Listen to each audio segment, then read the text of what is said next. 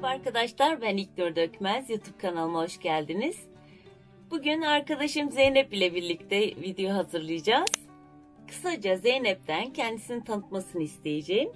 Merhaba arkadaşlar, ben Zeynep. Profesyonel fotoğrafçıyım. Bunun yanı sıra birçok el sanatlarıyla ilgileniyorum. Aynı zamanda takı yapımı ile uğraşıyorum. Bugün sizlere kolay bir makrome bileklik göstereceğim. Gördüğünüz gibi. İsterseniz bundan halhal da yapabilirsiniz. Hemen yapım aşamasına geçebiliriz. Gerekli olan malzemeler bugün sizlere Zeynep floş iple gösterecek. İstediğiniz rengi tabii ki kullanabilirsiniz. Ama isterseniz burada örnekte olduğu gibi paraşüt ipi de kullanabilirsiniz. Bu da çok zarif duruyor. Böyle mavisini de kullanmıştık, koyu mavisini. Ne kadar gerekiyordu Zeynep?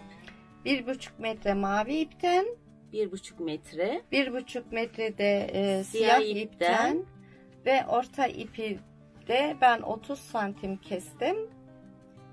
30 santim orta ipi. Bileğe göre daha fazla veya daha az olabilir. Halhal yapılacaksa tabii ki daha fazla 40 santime kadar kesebilirsiniz. 1,5 metre olan siyah ve mavi ipimi şu şekilde ortalayıp aynı boyda iki tarafı aynı boya getireceğim. Ve ortaya kullanacağım ipi siyah iple başlayacağım. Makrome örgüsünü yapacağım. Tabi uçtan şu kadar bir uzunlukta bırakıyoruz. Ve şu şekilde makrome örmeye başlayacağım.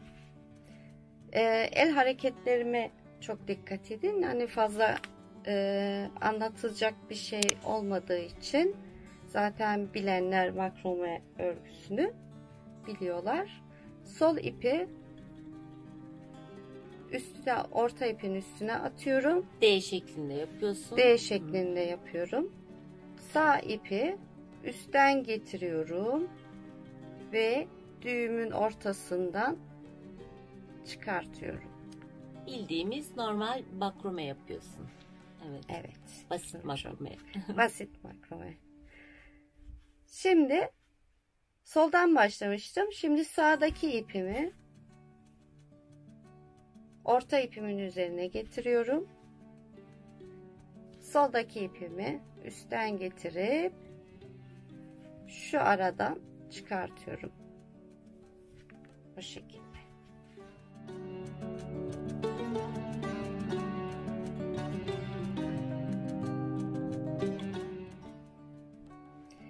Mavi ipimi alıyorum. Mavi ipimi altından tutturuyorum ve iki tarafını da siyah ipin üstüne atıyorum. Bu şekilde.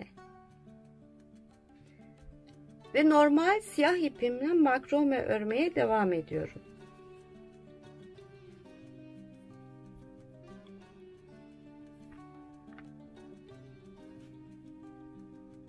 Bir,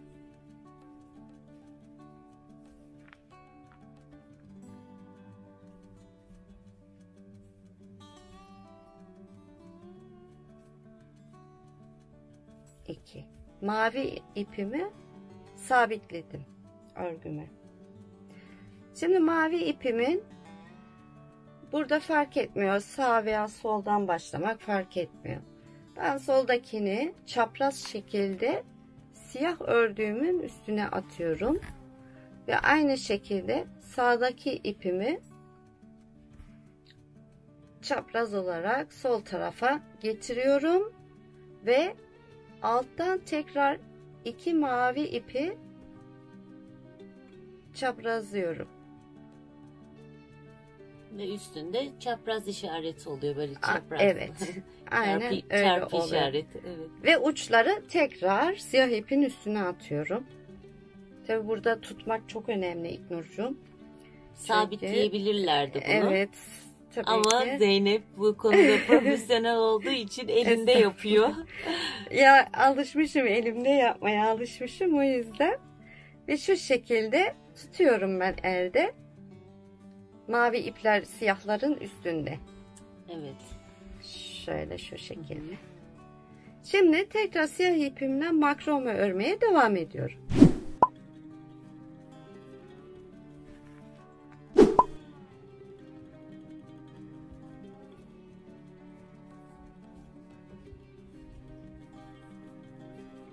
Bir soldan bir sağdan İlknurcuğum. Evet. Bu şekilde. Tabi arada ellerinde düzeltmek gerekiyor.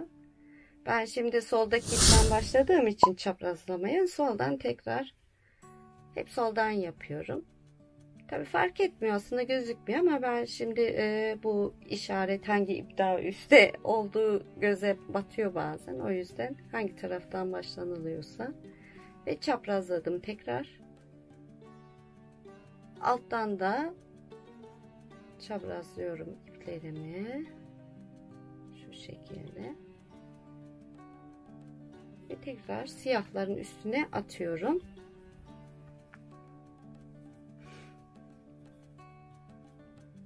Elimde sıkı tutuyorum ve tekrar makrome yapmaya devam ediyorum. Bu şekilde devam ediyorsun. Aynen. Bitene kadar bu şekilde devam ediliyor. Bize bir kere daha göster. Ondan sonra biz devam edelim. Sizler de Evet. devam edersiniz. En sonunu gösteririz bir daha.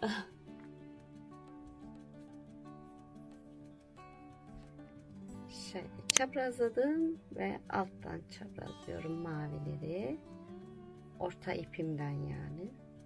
Ve üste atıyorum. Ve makromeye devam.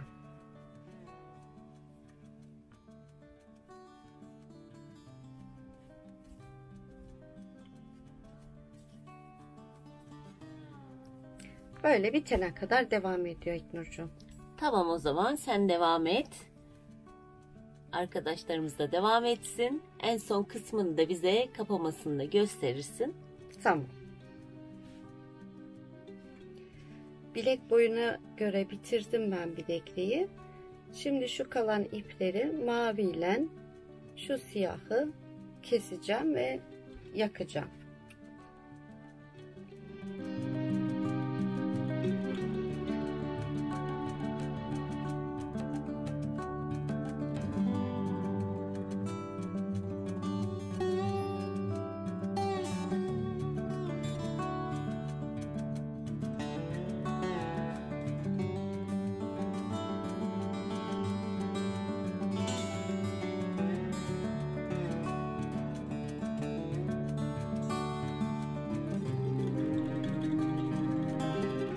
Böyle yaktım. Şimdi de bunun kapamasını yapmak için şöyle 40 santim kadar bir ip kestim.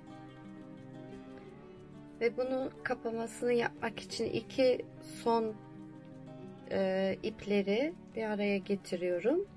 İstersen yardımcı olabilirim bu konuda sana. Evet. Şöyle Nurcuğum, tutabilirim. çok iyi olur. Teşekkür ederim. 40 santim kadar ip kestim. Tekrar ortalıyorum ve kapamasını makrome örgüsü olarak devam ediyorum.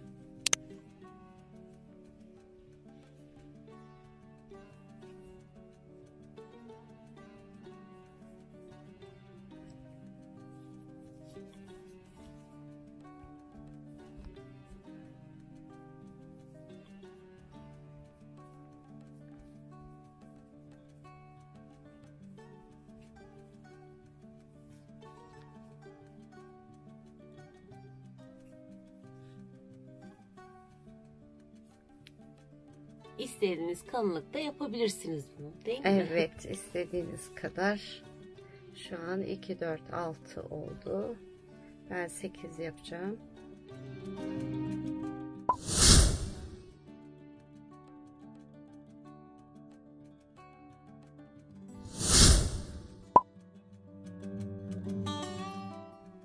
Böyle 8 tane yaptım. Ve bunu da kesip yakacağım İlknurcuğum. Ondan Tamam. sonra Uçlara da istersen boncuk ekleyebiliriz. Ben sana boncuk hazırlayayım. Tamam canım.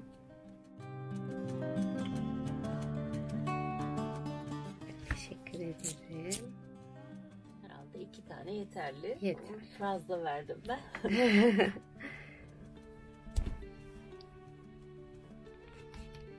Bu şekilde birleştiriyorum. Bunların da uçlarını yakayım. Boncukları geçirmek için.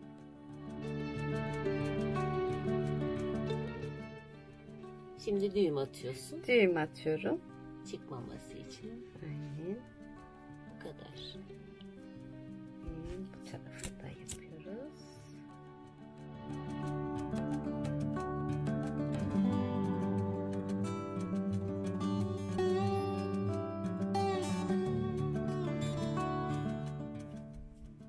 Bilekliğimiz Ve bu kadar. bilekliğimiz bitti. Gel bakalım. Takabilirim. Hemen takıyoruz. Ve şöyle İknurcuğumun koluna da çok güzel yakıştı. Çok teşekkür ederim. Güle güle kullan. Umarım sizler de Zeynep'in yaptığı bilekliği beğenmişsinizdir. Ben çok beğendim. Şöyle yakından da size göstereyim.